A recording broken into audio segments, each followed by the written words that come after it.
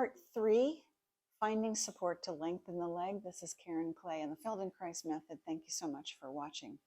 So we're going to continue on part 3 of our series. Today we need to talk about props a little bit.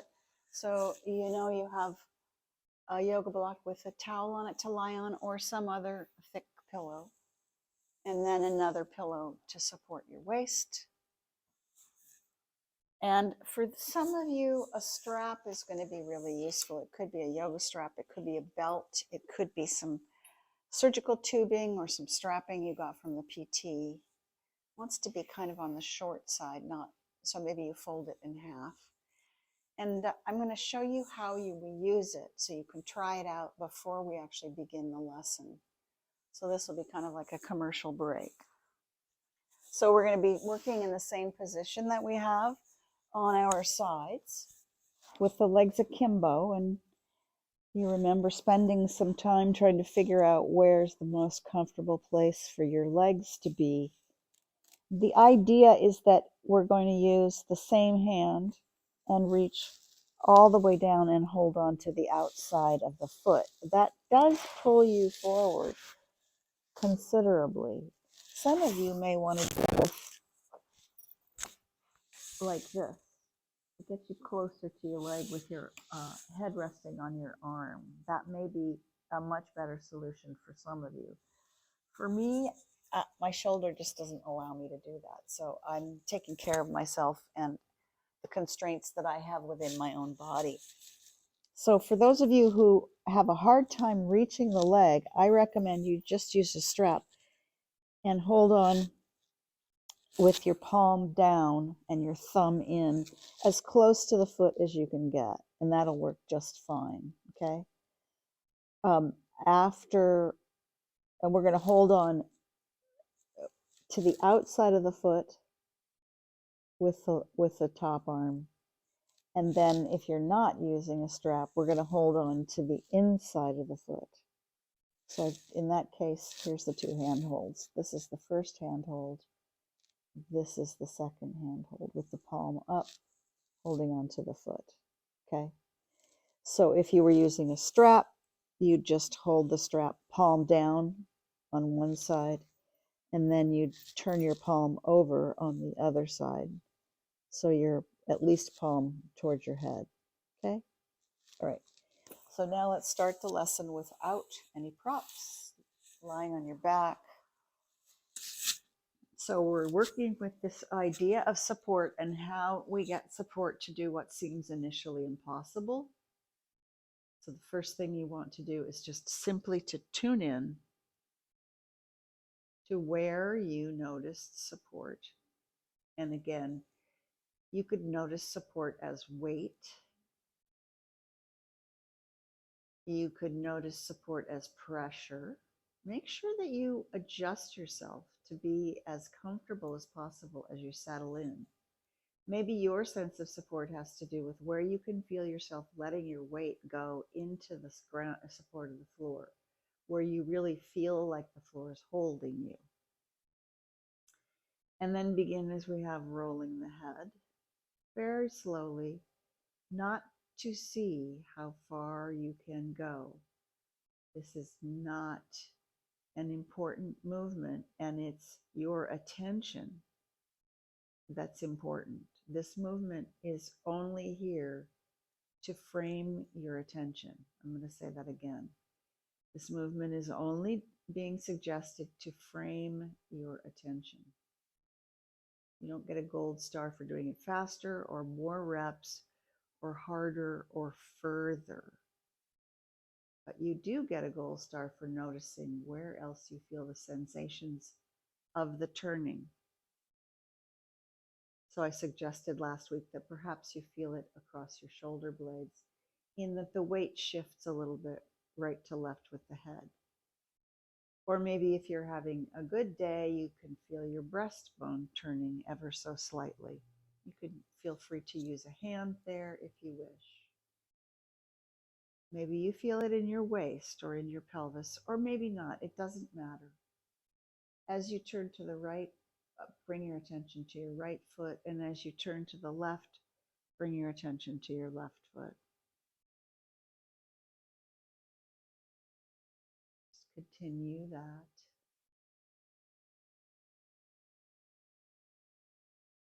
And let's begin this segment of the lesson. So roll yourself to your side, get all your accoutrements in place for yourself.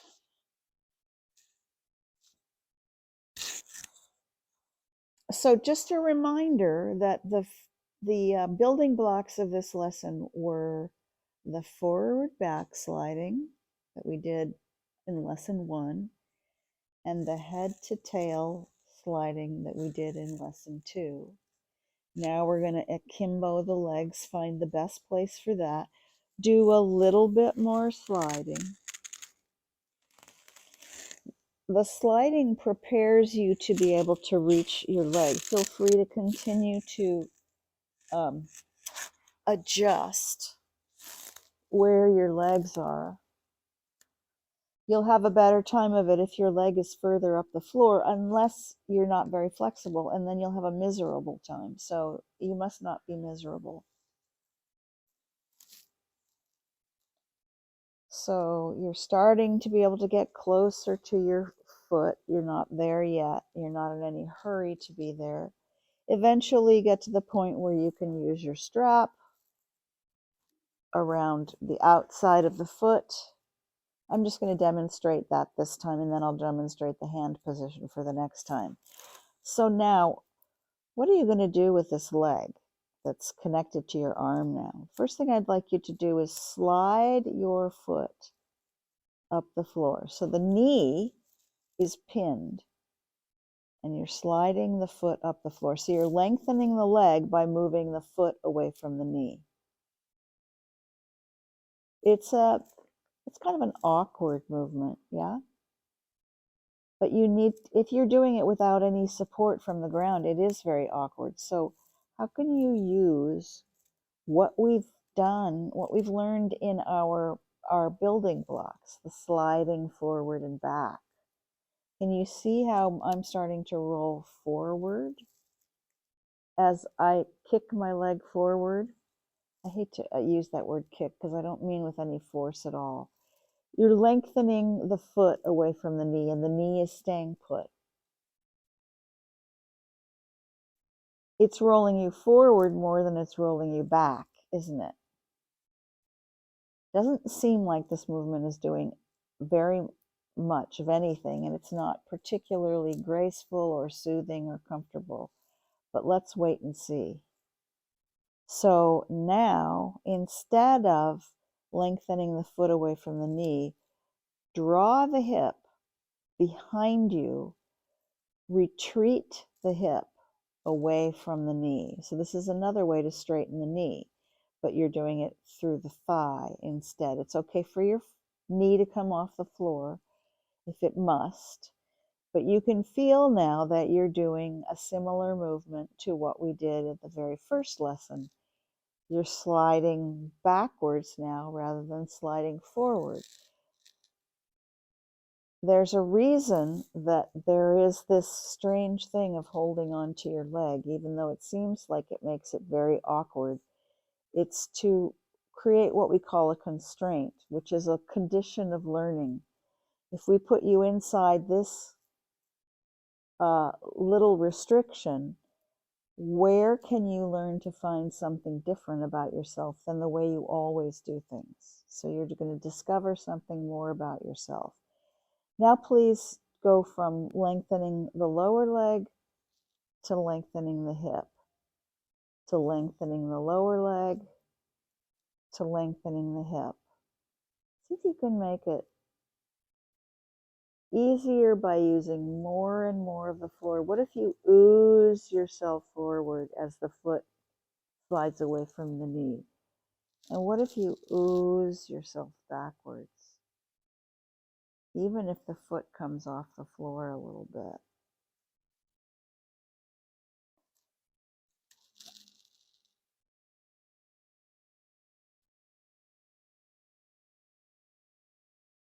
All right, great. So let that go now. And please Let's return to our reference movement, which we didn't actually do at the start of this lesson, and I wish we had, but interlace your fingertips. Now lift your arms from the ceiling. Holy moly. So all of a sudden, all of that horrible constraint of being tied up and having to hold onto your dang foot has provided you with a much stronger capability to use the ground through the rest of yourself. That's great. So now let's come back onto the back, remove, oh no, now we do the other side. So switch yourself over to the other side. Maybe you want to problem solve your strap on this side for a bit. Getting yourself in the legs akimbo position.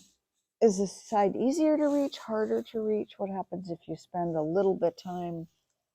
Because we are doing this lesson in parts, right? So if you spend a little bit of time just kind of warming yourself up on this side, and then don't think you have to not use the strap. As I said, I'm going to demonstrate it here. So, but first we need to do our pre-test on this side, which is to lift. You may notice that this side doesn't lift as easily as the other side did, which is going to tell you what that segment that we just did on the other side did for you, right? So now, did for you, did for your nervous system. So now you're going to hold on to the strap. If you need to hold it far away from your ankle, that's fine. You can get your leg up a little closer. It'll be easier for you unless, of course, it's not. So here we are lengthening the foot away from the knee. We're not moving the knee on the floor. Can you see how I'm moving my knee on the floor and lengthening the whole leg? Instead, the knee is pinned right there. And all I'm doing is this little kind of short kicking motion of my lower leg. Now, at first, you're just kind of out there without a paddle, so to speak. And now start to really settle into the bottom side of yourself. Pause for a moment. Sense the rolling that you can do across the bottom side of your pelvis in this constraint. Just a tiny bit of moving, feeling the trochanter bone on the bottom side of your pelvis rolling over the floor. And then see if rolling forward through that bone helps you lengthen the leg. So if you can take yourself forward to lengthen the leg, your head will roll a little bit on your pillow if you're using one, or it'll roll across your arm if you're not. So that would look like this.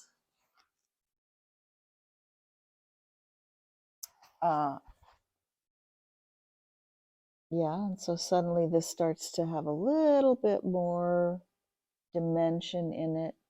You can feel how you're using the bottom thigh to push into the floor. Now change so you're retracting the hip away from the knee to straighten the leg. So again, you're not pushing through the whole leg.